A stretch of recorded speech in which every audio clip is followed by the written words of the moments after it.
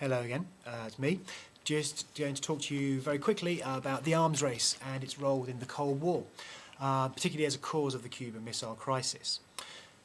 If you watched the last episode, remember after the Berlin Wall was built, there was an increase in suspicion between the two sides. Now, remember this led to an increase in nuclear testing of weapons and increased distrust, and both sides building up their nuclear arsenals. This is known as the arms race. Now, it had been going on previously, but it really kicked in after the Berlin Wall, when it was very clear that both sides were not going to get on. Remember, the West became increasingly distrustful of the Soviet Union after the Berlin Wall. Now, the arms race is a key cause of the next unit of our course, the next crisis, which is the Cuban Missile Crisis of 1962. Now, to recap, the arms race. Remember, in 1945, the USA developed the first atomic bomb, the one that dropped on Hiroshima and Nagasaki to end the Second World War. And they thought they had nuclear superiority, and much more quickly than the Americans expected, the Russians developed their own atomic bomb in 1949. And now, both sides were on parity. However, in 1952, America gained the advantage because it developed the H-bomb, the hydrogen bomb, even more powerful than the atomic bomb. Yet only 1 year later, in 1953, the Russians developed the same technology. Now, this arms race gets even worse from now on, because in 1954, both the Soviet Union and the USSR develop an atomic bomb, an H-bomb, that's small enough to be loaded on a bomber. That means they can fly across and bomb each other to pieces. And this greatly increases fear and suspicion.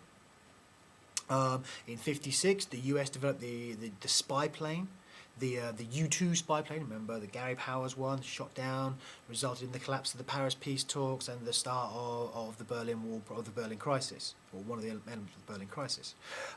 This spy plane was used to fly over Russia and check out their nuclear bases, so they could spy on the Russians, again increasing fear. In 1957, the Soviet Union developed the first Icbm, Intercontinental Ballistic Missile. It could travel between continents. I think it flew out of the atmosphere and it split up and multiple warheads came down. Really scary stuff. Plus, in the same year, a little bit later, the Russians launched Sputnik up into space. Now, this was really scary for the Americans because the Russians had better technology than the Americans at this stage. And the Americans were very fearful that the Russians could use this space technology to launch nuclear missiles, and they would then gain an advantage.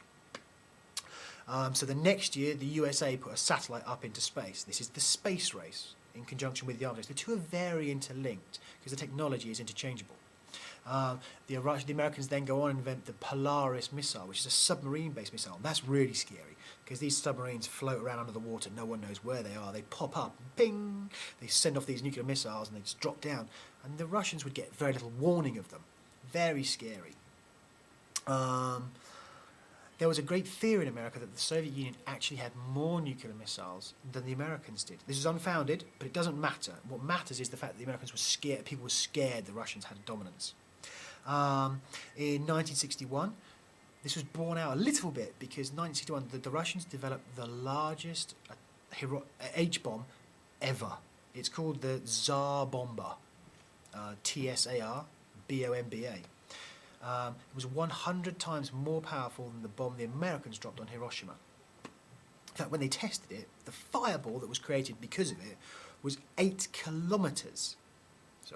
8 kilometres in diameter, 5 miles wide. Unbelievably powerful thing. So by the early 60s, both sides had enough nuclear weapons to actually destroy the world numerous times. In fact, Kennedy even boasted he had enough nuclear weapons to destroy the world twice. Now, the theory was that the more nuclear weapons you had, the safer you were. The enemy wouldn't dare attack you because they knew you'd retaliate. And both sides would be destroyed. This was known as MAD, Mutually Assured Destruction. It's a theory of deterrence. They won't attack us because they know we'll attack them back and then we'll both die. Mutually Assured Destruction. This is a very scary time because, for example, in 1957, a US B-47 plane crashed in Norfolk and was set on fire.